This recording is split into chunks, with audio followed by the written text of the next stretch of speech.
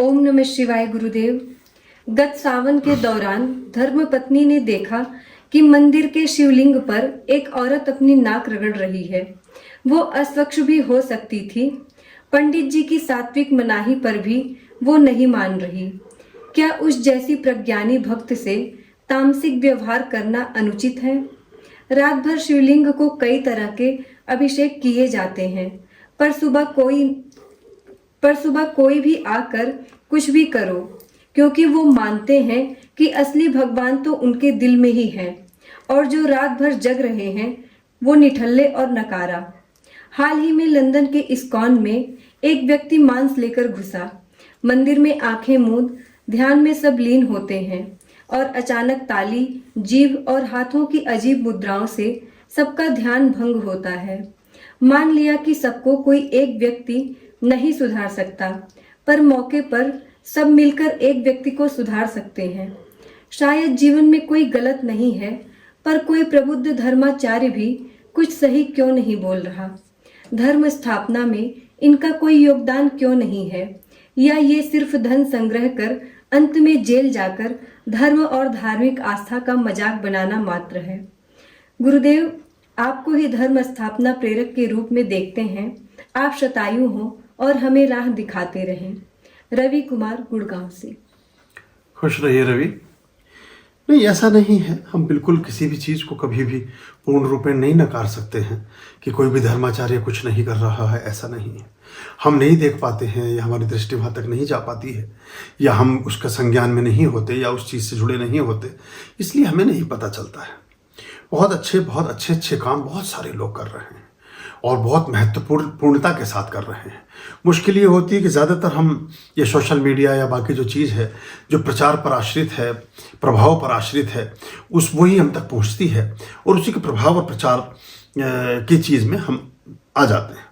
तो एक तो ये हमें ध्यान देना चाहिए और इसमें अगर सभी लोग ठीक काम करने लगे, अच्छा काम करने लगे, तो किसी को कुछ और हमें कहने की आवश्यकता नहीं होती। ऐसे ही एक छोटी सी घटना मुझे याद आती है कि एक महिला जाती है, एक पुरुष जाता है एक देवालय में और जाकर के वहाँ के जो मुख्य आचार्य हैं, जो मुख्य पुरोहित हैं, प्रीस्ट हैं, उनसे कहता है कि यहाँ जो लोग हैं, कोई गप मार रहा है, कोई वहाँ बाहर प्रांगण में बैठा हुआ पेड़ के नीचे कोई चिलम सुलगा रहा है, कोई गपशप कर रहा है, कोई किसी की आलोचना और निंदा कर रहा है, कोई वहाँ बैठा हुआ दरवाजे के पास अपना टिफ़िन खोल के खाना खा रहा है, ये सारी चीज़ें कर रहा है।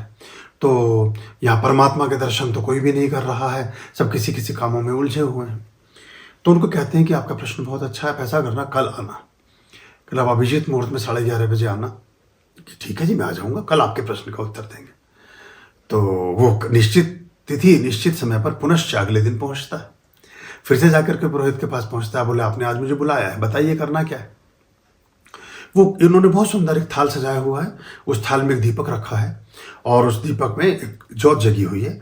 वो कहते हैं कि आपका आज सबसे पहले प्रारंभ करेंगे पूजा प्रार्थना से और आपको ध्यान ये रखना है कि इसमें जो गिलास रखा है, छोटे से गिलास भगवान के आचमन का, भगवान के जल के लिए है, उनको ये जल अर्पित करेंगे, हम उनको ये अर्पण किया जाएगा अभिषेक के रूप में और दीपक से आरती करेंगे। लेकिन इससे पहले जितने भी बाकी गण और देव देवता हैं उनको आप इसकी परिक्रमा करके आइए और ख्याल ये रखना है कि ना तो दिया बुझे और ना पानी छलके गिलास से। ये बात का ये आपको ध्यान रखना है। वो उसको लेते हैं और लगभग 40 मिनट में, 45 मिनट में सभी जितने भी गण थे, जितने भी नवग्रह थे, जितनी भी चीज, सबको करा के प्रदक्षिणा करके उनकी परिक्रमा करके उनको प्रणाम करके वो वापस लौटते हैं 45 मिनट बाद। तो वो पुरोहित बोलते बैठिए, बैठ जाइए, थाली रख दीजिए, ये जल भी रख दीजिए। तो कहते अब आप बताएं कि आपने आज क्या देखा, कितने लोग खाना खा रहे थे, कितने लोग गपशप कर रहे थे, कितने लोग आलोचना कर रहे थे, कितने लोग चिलम पी रहे थे, क्या कर रहे? बोले मैंने तो किसी को भी नहीं देखा, मैं ध्यान ही नहीं दे पाया किसी पर। यही इसका उत्तर है। अगर आपका ध्यान आपके लौ में और आपके जल में और आपके परमात्मा में है तो सब पर ध्यान जाएगा ही नहीं आपका। ध्यान ही तब जाता है जब हम मंदिर में कुछ और देखते हैं। मन के जो अंदिर है वही मंदिर है। तो मन के अंदर जो भरा है उसका ही प्रकाट्य, उसका ही प्रक्षेपण सब तरफ हो रहा है।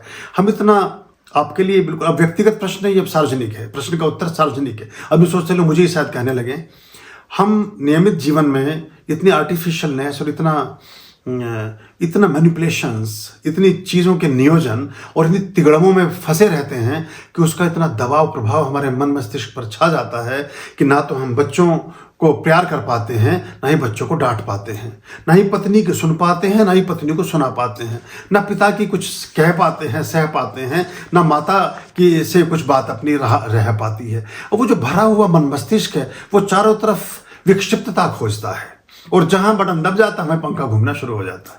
तो ये सरल और सहज रहें। और आप परमात्मा से आप संवाद करने मंदिर में गए थे कि आप ये सारी जो ये चौपाल पर सारी नाटक नौटंकी चल रही है इसको देखने गए थे? बस ये प्रश्न स्वयं से अगर हम कर लें कभी, तो ये सब चीज़ें आपको कभी भी कहीं भी दिखाई नहीं देंगी। मेरे से ज़्यादा तीर्थ यात्राएं शायद आप कुछ लोगों ने शायद की होंगी, पर काफ़ी लोगों ने नहीं की होंगी। मेरे से ज़्यादा देव दर्शन और मेरे से ज़्यादा संबद्धता आपकी नहीं रही होगी। लेकिन मैं तो ना तो मुझे कभी किसी का सुधार करने का मेरे मन में विचार आया, ना मुझे कहीं कोई कमी नजर आई कि वहाँ ये कमी थी, वहाँ फलाना था, वहाँ ढिमका था। ठीक है, कभी कोई छोटा मोटा कहीं कुछ चल रहा है। मेरा तो मैं था और मेरा परमात्मा था, और हम दोनों के बीच फिर किसी और की जरूरत भी नहीं थी।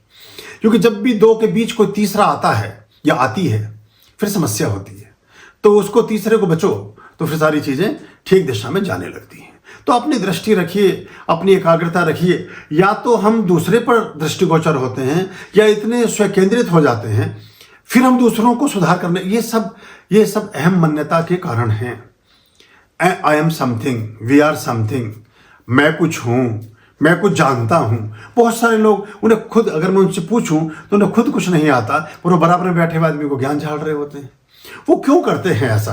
कभी इसकी गहराई में आप जब क्यों की गहराई में घुसते चले जाएंगे तो सबसे बाद में एक चीज खड़ी आ जाएगी, आई को अंग्रेजी में भी कैपिटल ही लिखा जाता है। वहां भी अकड़ा ही खड़ा है, वहां भी वो अकड़ा हुआ है। तो ये जो अहंकार है ये कुछ है नहीं। अगर ये खत्म हो जाए और आप ये मानने को तैयार हो जाएं कि हम शून्य हैं, तो भरना शुरू हो जाते हैं। वहीं से भराव शुरू होता है। जो पहले से भरा हुआ बर्तन है उसमें क्या भरिएगा? जो भी भरोगे सब नीचे बह जाएगा। तो शून्य होना सीखिए और फिर आप शिखर पर पहुंचते हैं। तू बिंदु बन, बस बन बिंदु, बिंदु में आएगा सिंधु। तो जो बिंदु है वो सिंधु हो सकता है, लेकिन जो सिंधु ही समझे बैठा है वो कुछ नहीं होता। ये अगर हम स्पष्टता की तरफ जाएं तो आसानी होती है।